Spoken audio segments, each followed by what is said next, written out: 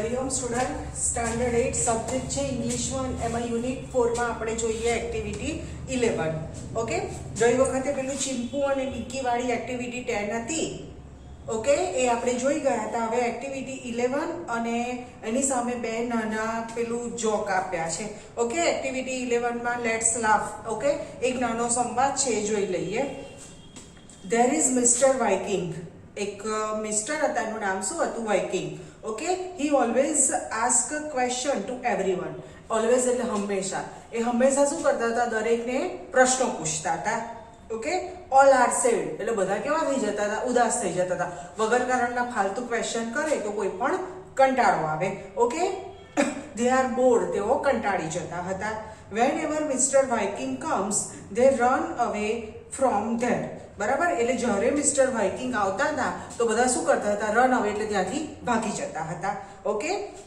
Mister Viking ask many question to everyone બરાબર mister Viking શું કરતા હતા મેની એટલે ઘણા બધા દરેક જણને ઘણા બધા પ્રશ્નો પૂછતા હતા okay one day mister Viking meets mister because એક દિવસ એ કોને મળ્યા મિસ્ટર બીકોઝ બીકોઝનો મતલબ થાય છે કારણ કે બરાબર તો કોક મિસ્ટર હતા એનું નામ શું હતું મિસ્ટર બીકોઝ એમને મળ્યા લેટ્સ સી વોટ હેપન હવે જોઈએ કે શું થયું ઓકે તો મિસ્ટર વાઇકિંગ શું પૂછે છે વાય આર યુ હિયર કે તમે અહીંયા કેમ છો તો મિસ્ટર બીકોઝ શું કહે છે because I like this garden કે મને આ ગાર્ડન ગમે છે બગીચો ગમે છે okay why do you like it તમને કેમ ગમે છે because I like colourful flower કારણ કે મને રંગબેરંગી ફૂલો ગમે છે okay Y the flower are so colourful જો આવા ફાલતુ ક્વેશ્ચન કરે કે ફૂલો કેમ કલરફુલ છે હવે એ પ્રશ્ન છે કે ફૂલો કેમ કલરફુલ છે તો મિસ્ટર બીકોઝ શું કહે છે બીકોઝ ઓફ રેન વરસાદના લીધે સનલાઇટ સૂર્યપ્રકાશના લીધે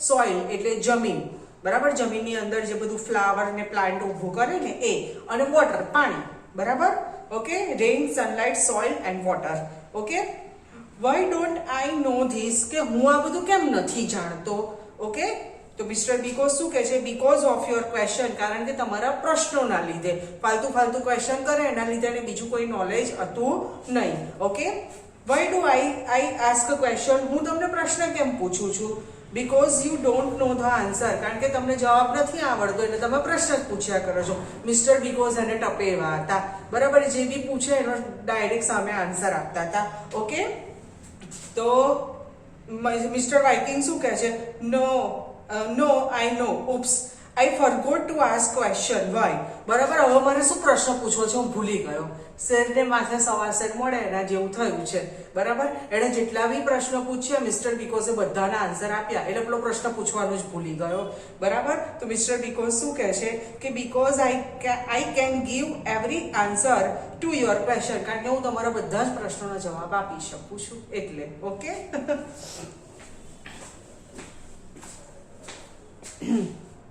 ચલો હવે એમાં થોડાક શબ્દોના અર્થ આપે છે એ લખી દઈએ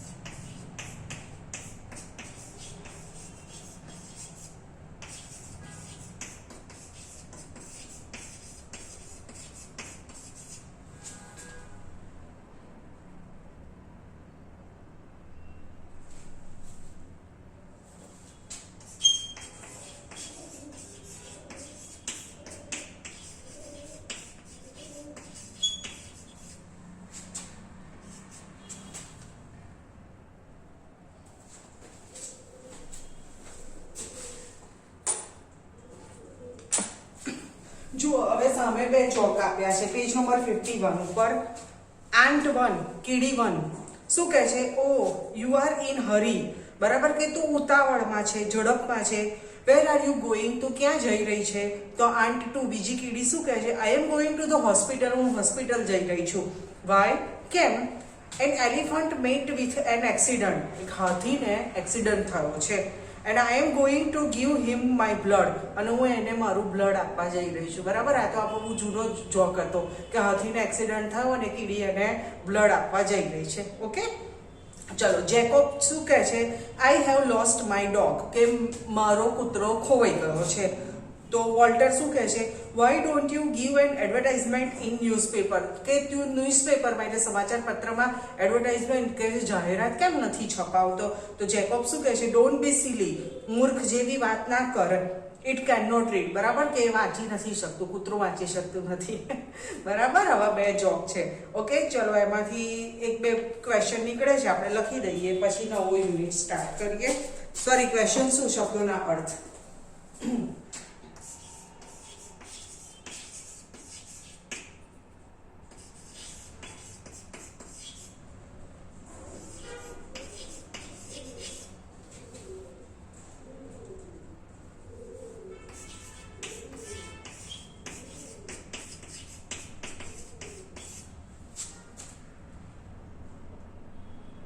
એડવર્ટાઇઝમેન્ટ એટલે તો ખબર છે ને, જાહેરાત. ઓકે,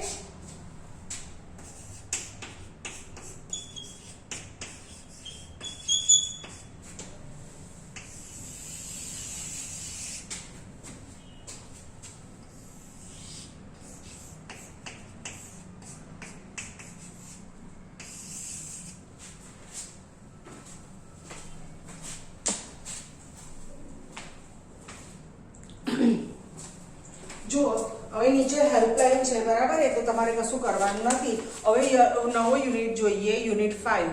શું નામ છે એનું? ઇંગ્લિશ પ્લસ લખી દઈએ.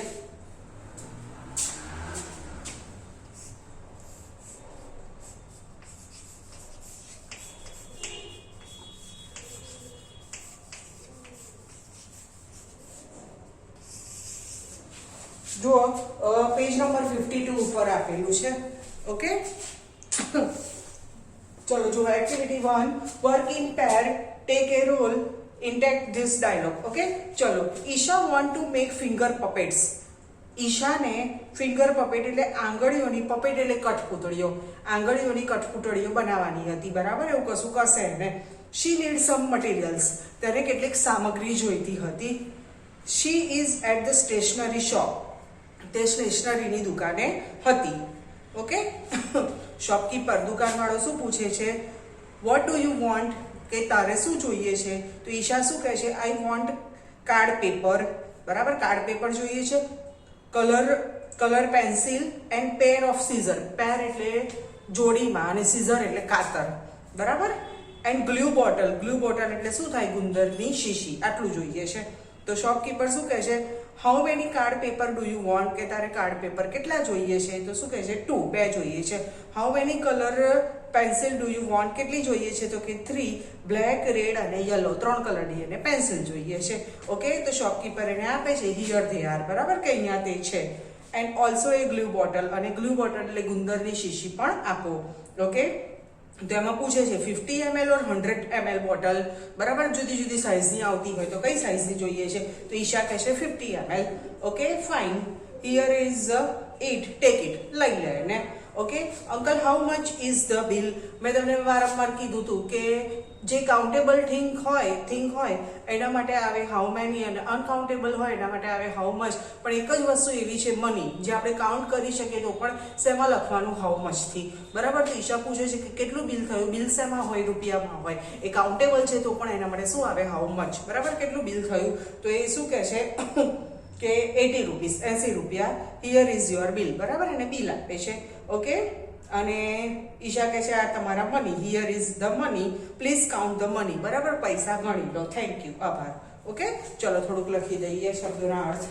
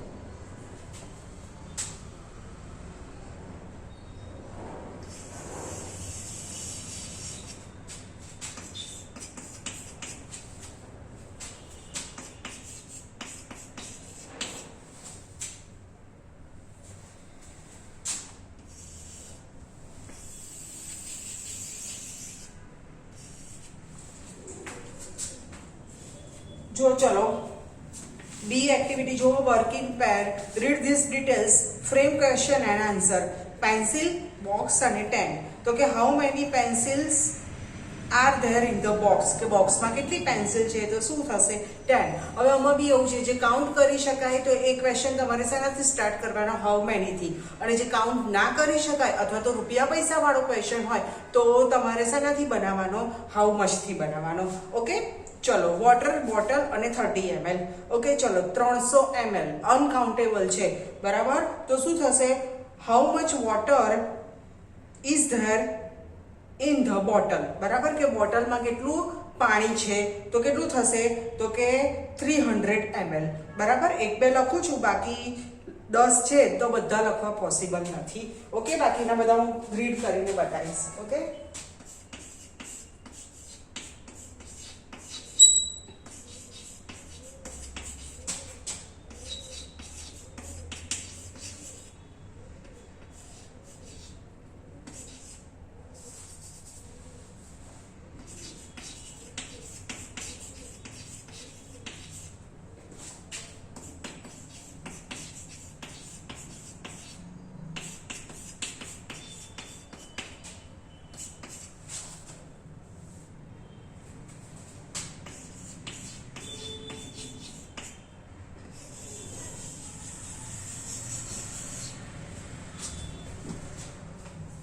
ચલો પછી છે આઈસ્ક્રીમ પેકેટ અને 10, બરાબર.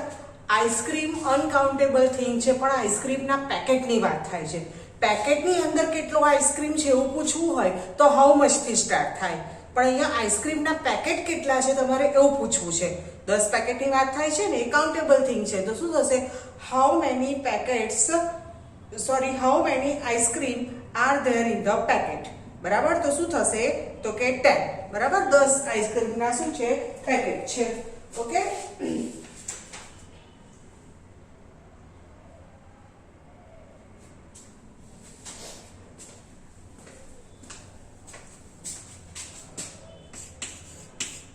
આમાં ક્વેશ્ચન આ રીતે બનશે કે how many packet of ice cream is there, બરાબર.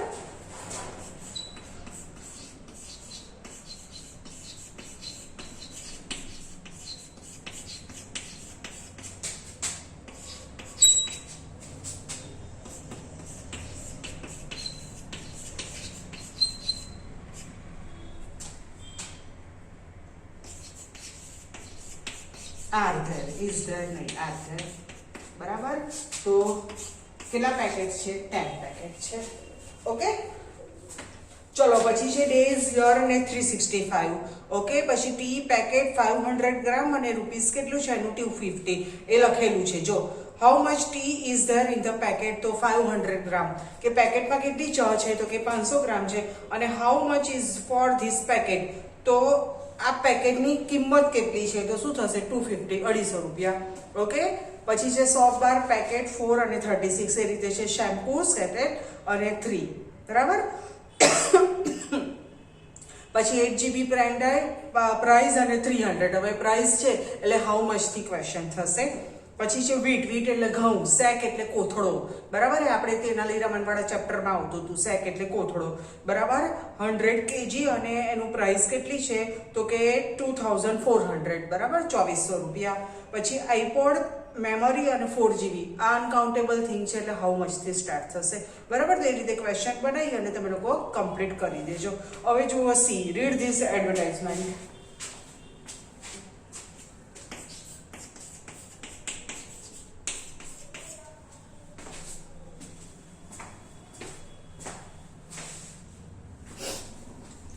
એક એડ આપી છે, are you A music lover, શું તમે મ્યુઝિક લવર છો? સોલ ઓફ એન્ટરટેનમેન્ટ. સિંગર કોણ છે, આદિત્ય નાઈક અને અંજના નાઈક. પછી ગિટાર કોણ વગાડે છે, તો કે અભિમન્યુ. ડ્રમ કોણ વગાડે છે, તો કે મુનાફ પટેલ. અને ફ્લ્યુટ એટલે વાંસળી કોણ, ડ્રમ એટલે તબલા, ગિટાર એટલે તો ખબર જ છે તમે લોકોને, અને ફ્લ્યુટ એટલે શું થાય, વાંસળી, એ કોણ વગાડે છે, તો કે નિનાદ કરીને છે. પછી શો ક્યારે છે, તો કે સેટરડે અને સન્ડે, 18 અને 19 એપ્રિલ, 18 અને 19 એપ્રિલે છે.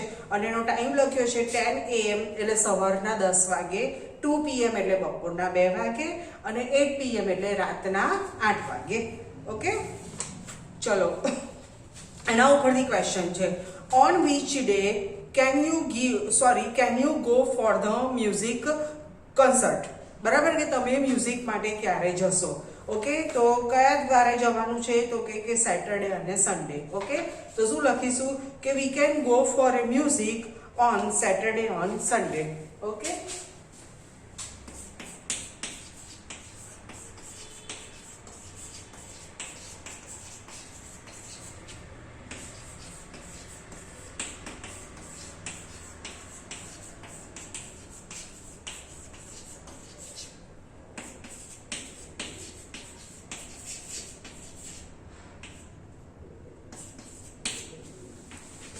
ચલો number 2. How many shows are there? Show કેટલા છે? બરાબર, તો કેટલા શો છે? તો કે 3. બરાબર, there are 3 shows. Okay,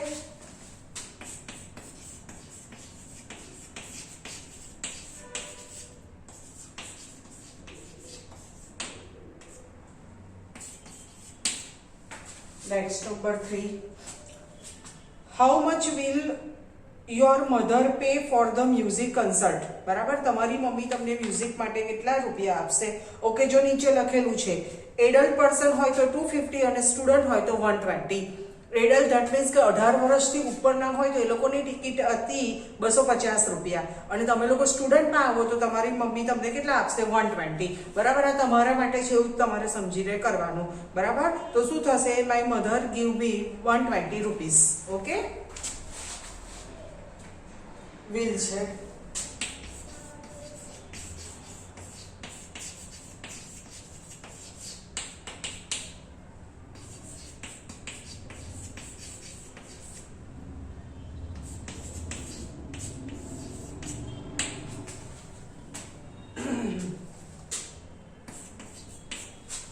₹120.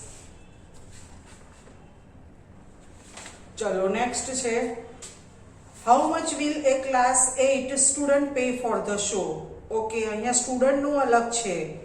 Okay, તો ચોથા ક્વેશ્ચનના આન્સરમાં સ્ટુડન્ટ માટે અલગ કરેલું છે, મેં પછી જોયું. બરાબર, તો ચલો પહેલું જે છે એમાં આપણે લખી દો 250. બરાબર, 250 લખી દઈએ.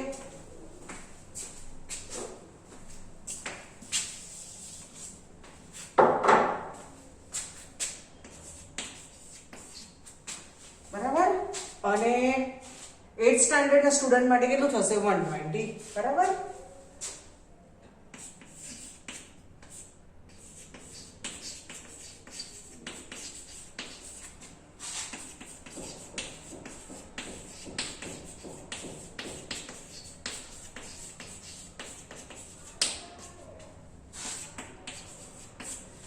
Number 5. How many singers are there? કેટલા સિંગર છે? 2. આદિત્ય નાઈક અને Anjana Naik. Okay,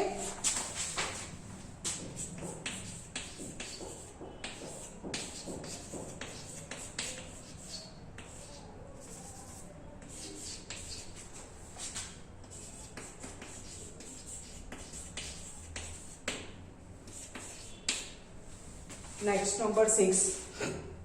Who are the singer? Aditya Naik and Anjana Yagnik.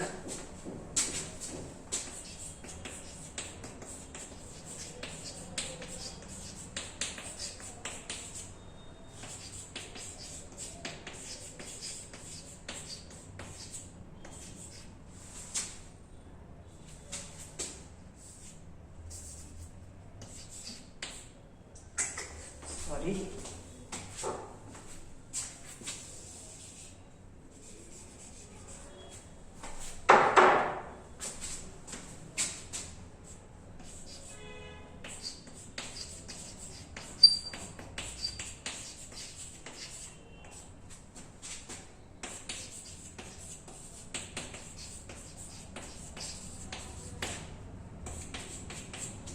અને last, which instrument do the artist use? Artist કયા ઇન્સ્ટ્રુમેન્ટનો યુઝ કરે છે? ઇન્સ્ટ્રુમેન્ટ એટલે જે મ્યુઝિકના હોય, તો શું યુઝ કરે છે? તો કે ગિટાર, ડ્રમ એન્ડ ફ્લ્યુટ. બરાબર,